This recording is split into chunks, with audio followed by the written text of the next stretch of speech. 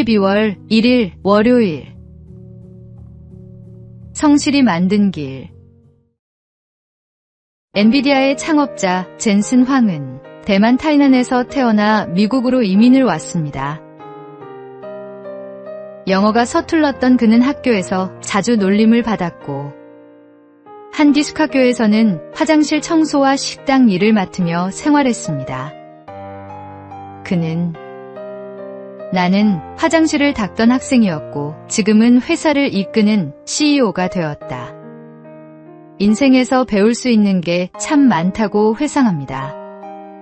그는 대학에서 전기공학을 전공하고 반도체 회사에서 일하다가 1993년 작은 사무실에서 2명의 동료와 함께 엔비디아를 세웠습니다. 당시만 해도 그래픽 칩은 게임용 부품 정도로 여겨졌지만 이후 엔비디아는 인공지능 칩을 개발하며 세계 기술 산업의 중심에 섰습니다. 젠슨 황은 한 인터뷰에서 이렇게 말했습니다. 나는 사람들을 쉽게 포기하지 않는다. 그들이 더 나아질 수 있다고 믿기 때문이다.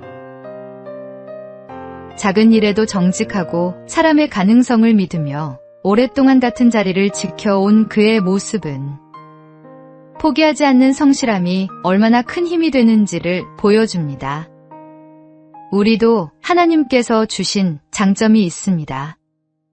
그것이 기술이든 섬김이든 혹은 묵묵한 성실함이든 그 장점을 포기하지 않고 끝까지 살릴 때 하나님께서 놀라운 일을 이루십니다. 오늘의 말씀. 그런즉 너희는 먼저 그의 나라와 그의 의를 구하라. 그리하면 이 모든 것을 너희에게 더하시리라. 오늘의 만나.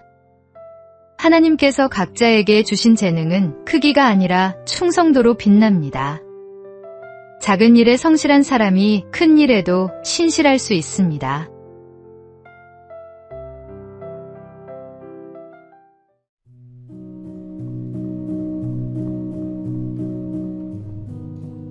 (12월 2일) 화요일. 창조 세계의 미소. 어느 봄날 한 사진가가 연못가에서 특별한 순간을 포착했습니다. 청둥오리가 울타리에 앉아 숨을 내쉬는 모습이었는데 햇살 아래 피어오르는 입김이 마치 담배 연기처럼 보였습니다.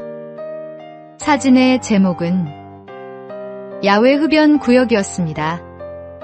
빗물을 털며 서로 장난치는 두 사자, 큰 귀로 눈을 가린 코끼리의 숨바꼭질 같은 모습 등 야생동물의 익살스러운 순간들이 담긴 사진들입니다. 이 사진들은 2015년부터 시작된 코미디 야생동물 사진전의 작품들입니다. 이 사진전은 단순히 웃음을 주는 것을 넘어 소중한 의미가 있습니다.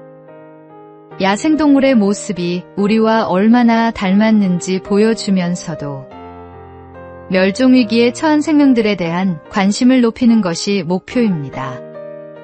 수익금의 일부는 야생동물 보호재단에 기부되어 실제로 생명을 지키는 일에 쓰입니다. 동물들의 모습을 바라보면 우리와 다르지 않은 숨결이 느껴집니다. 그들도 하나님께서 돌보시는 피조물이며 우리가 함께 지켜야 할 이웃입니다. 하나님의 창조 세계를 돌보는 일은 곧 창조주 하나님을 사랑하는 또 하나의 방법입니다.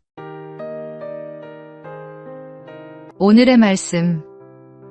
하나님이 지으신 그 모든 것을 보시니 보시기에 심히 좋았더라. 오늘의 만나.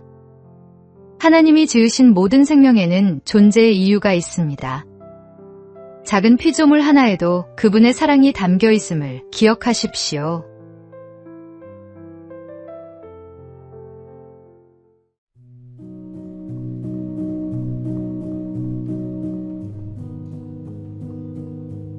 (12월 3일) 수요일. 일하는 삶의 가치. 요즘 SNS나 유튜브를 열어보면 비슷한 유혹이 끊이지 않습니다. 쉬운 돈벌이, 노력 없이 성공하는 법 같은 광고들이 우리의 눈과 마음을 사로잡습니다. 언제부터인가 일하지 않아도 되는 삶을 행복의 기준으로 삼는 사람들이 늘고 있습니다. 하지만 진짜 행복은 그런 식으로 얻어지지 않습니다. 건강한 몸과 성실한 마음으로 자신의 능력을 다해 일하며 그 일을 통해 기쁨과 의미를 발견할 때 우리는 비로소 살아있음을 느낍니다. 자신의 노력이 가정과 이웃 그리고 사회에 유익을 전할 때 그 인생은 더욱 깊어지고 단단해집니다. 물론 인생의 언덕을 오르는 길은 결코 쉽지 않습니다. 땀을 흘리고 상처를 입으며 때로는 넘어지기도 합니다. 그러나 그 과정 속에서 우리는 생각하는 힘과 실행력, 책임감과 인내를 배우게 됩니다. 그리고 마침내 성숙한 인격으로 자라납니다. 아무리 많은 돈을 쌓아도 인간미를 잃는다면 그 인생은 결국 차가운 금고 앞을 지키는 일과 다르지 않습니다. 계산보다 열정을, 편안함보다 의미를 선택하며 자신의 일을 통해 세상을 따뜻하게 바꾸는 사람들의 등장과 회복을 오늘도 기대하며 기도합니다. 오늘의 말씀. 게으른 자여 개미에게 가서 그가 하는 것을 보고 지혜를 얻으라.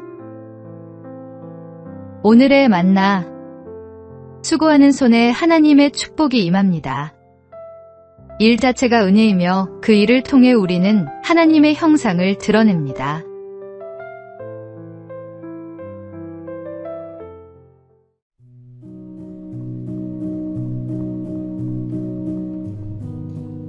(12월 4일) 목요일. 마음을 여는 대화의 원칙. 사람과의 관계는 말 한마디에서 시작되고 그 말로 무너질 때도 있습니다. 그래서 말을 할 때는 원칙이 필요합니다. 먼저, 솔직함의 용기를 가지십시오. 진심은 언제나 통합니다. 표정과 목소리는 말보다 더 많은 것을 전합니다. 일치되지 않으면 상대는 혼란스러워집니다. 불만이 있어도 감정을 절제하십시오. 흥분된 언어는 관계를 망가뜨립니다. 사실만이 아닌 마음도 표현하십시오. 감정이 담긴 대화는 사람을 가깝게 만듭니다. 너는 이래보다는 너는 그렇게 하더라라고 말하십시오. 존재를 단정하기보다 행동을 이야기하는 것이 좋습니다. 비판이 필요할 때도 너는이 아닌 나는 이렇게 느꼈어로 시작하면 마음의 문이 열립니다. 어렵고 모호한 말보다 명확하고 따뜻한 말이 사람을 살립니다. 마지막으로 내 말을 줄이고 상대의 이야기를 들어주는 귀를 가지십시오. 그것이 존중의 시작입니다. 이 원칙을 마음에 새기면 관계는 훨씬 단단해집니다. 오늘 하루 당신의 말이 누군가의 마음을 위로하고 세워주는 씨앗이 되길 바랍니다. 오늘의 말씀. 유순한 대답은 분노를 쉬게 하여도 과격한 말은 노를 격동하느니라. 오늘의 만나. 말은 칼보다 날카롭고 약보다 따뜻할 수 있습니다. 오늘 당신의 입술에서 나오는 말이 생명의 말씀이 되기를 소망합니다.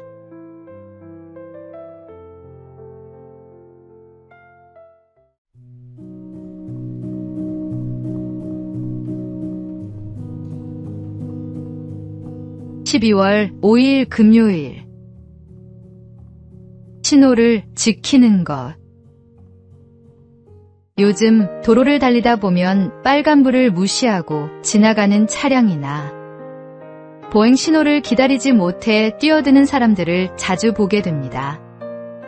한순간의 조급함이 사고로 이어지고 그 피해는 자신뿐 아니라 다른 사람의 삶까지 무너뜨립니다. 뉴욕시에서는 교통질서 의식을 조사한 결과 하루 평균 100만 대가 넘는 차량이 신호를 어긴다고 합니다. 이 통계는 단지 뉴욕의 문제가 아니라 전 세계 도시가 겪는 현실이기도 합니다. 편리함과 속도를 우선시하는 시대 속에서 잠깐이니까 괜찮겠지 하는 마음이 점점 커지고 있습니다. 그러나 신호는 단순한 규칙이 아니라 생명을 지키는 약속입니다. 주님께서 우리에게 율법을 주신 이유도 억압이 아니라 보호와 질서의 은혜를 배우게 하시기 위함입니다. 신호를 지키는 작은 행동 하나가 누군가의 생명을 그리고 우리의 신앙의 품격을 지켜줍니다. 믿는 이가 먼저 질서를 지킬 때 세상은 그 안에서 진짜 신뢰와 존경을 봅니다.